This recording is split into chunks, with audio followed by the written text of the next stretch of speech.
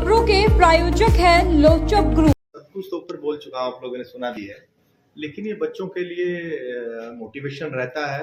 कुछ आके जैसे एचएसएससी की कई चीजें बोली हैं, बच्चों के थॉट्स क्लियर होते हैं, क्वेरीज होती हैं, तो बच्चों के लिए एक मोटिवेशन तो रहता है। और मेरा भी पर्पज ये रहता है कि बच्चे बहुत सारी जो एचएसएससी के टाइम पे गलतियां करते हैं जिसमें उनका करियर सिक्योर हो सकता है, लेकिन वो किसी कारण से नहीं होता, तो वो चीजें हुई हैं, तो मुझे भी अच्छा लगा और आई थिंक बच्चों को भी अच्छा लगा होगा। तो सर आपके आने के बाद कमीशन में क्या बदलाव हुए?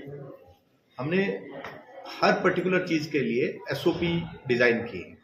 जैसे आपने सीईटी में देखा, जो मैनेजमेंट था वो एसओपी था, स्टैंडर्ड ऑपरेटिंग प्रोसीजर्स।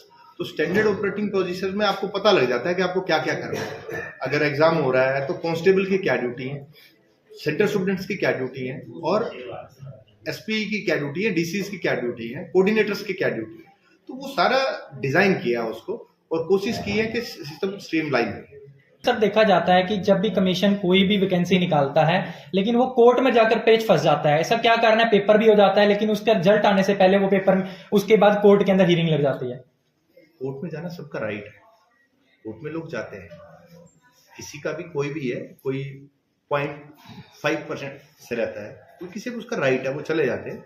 हम लोगों का भी अगर ऐसी चीजें हो जाएं फिर तो थाने बंद हो जाने चाहिए, क्राइम ना हो, लेकिन नहीं, उनका राइट है, वो जाते हैं। अगर कुछ हमसे गलतियां होती है तो कोर्ट बोलता है इसको ठीक करिए, लेकिन उसका नुकसान बच्चे को भुगतना पड़ता है ना सर। प्रोसेस है, हमेशा ही होगा, एक टाइम प्रोसेस है। हम जाते हैं लिटिगेशन, जब मैंने ज्वाइन किया तो 3300 लिटिगेशन था, अब 2700 है, तो कम हुआ है, जबकि 44,000 रिक्रूटमेंट हो गई है। टाइम लगता है, लेकिन हम किसी को कोर्ट में जाने से नहीं रोक सकते। सर सीईटी का परिणाम कब तक? बड़ा जल्दी, मैं भी बड़ा जल्दी। मैं डेट तो नहीं वो कर पाऊंगा और ना देना वो चाहिए, लेकिन बड़ा जल्दी। हम कोर्ट केसेस में ही बिजी थे, तो बड़ा जल्दी उसका। सर हरियाणा में बेरोजगारी चरम सीमा पर है, तो आयोग ने कोई 1 साल के लिए डाटा तैयार किया है कि कितनी रिक्रूटमेंट निकाली जाएगी? हमारे कमीशन आने के बाद 44,000 का रिक्रूटमेंट हो चुका है, जिसका हम रिकमेंडेशन कर चुके हैं, कुछ पाइपलाइन में। तो मैं भी सर कोई डाटा आपके पास हो? मेरा कमीशन से रिलेटेड इतना ही, मैं कह रहा 44,000 का रिकमेंडेशन हम कर चुके हैं।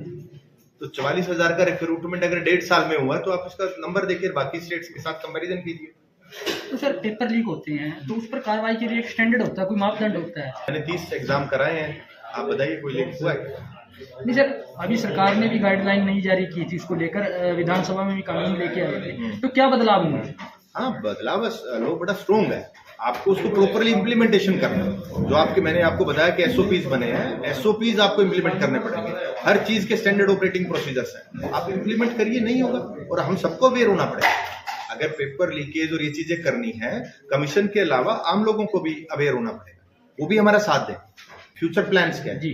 फ्यूचर प्लान्स ये हैं कि अभी जैसे सीईटी डी अभी करना है हमें, एक एनुअल कैलेंडर जिसपे हम काफी टाइम से काम कर रहे हैं, एनुअल कैलेंडर आए, और एक फिक्स हम नंबर दे पाए कि हर साल एवरेज इतनी रिक्रूटमेट हो सकती है।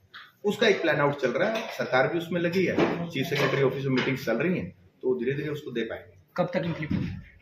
डेट बाउंड किसी का भी, बहुत सारे डिपार्टमेंट्स है, बोर्ड कॉर्पोरेशन है, टाइम बाउंड डेट देना बहुत मुश्किल हो जाता है। एक प्रोसीजर है, उस प्रोसीजर को फॉलो करके सारी चीजें निकल। पाइपलाइन में? हाँ, पाइपलाइन में ऑलरेडी चल रही है मीटिंग्स।